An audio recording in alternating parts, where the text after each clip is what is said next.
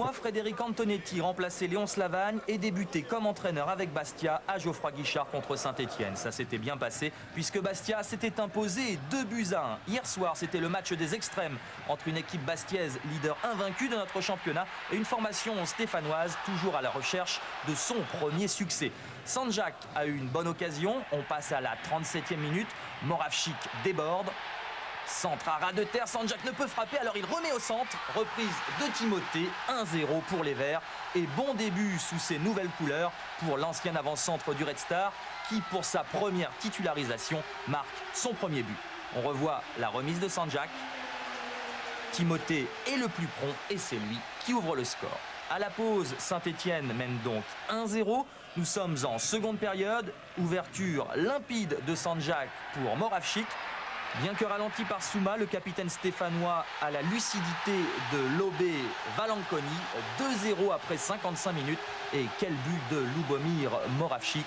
Le lob est remarquable. Regardez. Il passe juste sous la barre. Valanconi ne peut rien faire.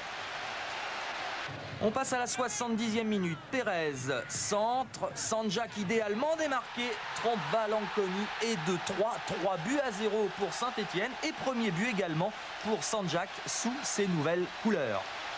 On revoit le centre de Pérez. Sanjak est seul, bien seul. Il y a même Moravchik derrière, au cas où. En tout cas, Saint-Etienne, en un match, vient de marquer plus de buts qu'il n'en a inscrit depuis le début de saison.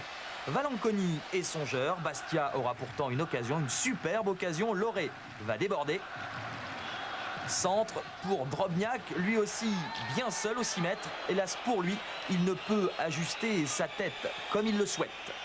Le score ne bougera plus. Saint-Etienne remporte son premier succès de la saison. 3-0, seule fausse note de cette partie disputée dans un bon état d'esprit. Ce coup de coude d'Anto Drobniak sur Coupé. Monsieur Bata n'hésite pas, il expulse l'avant-centre bastiais.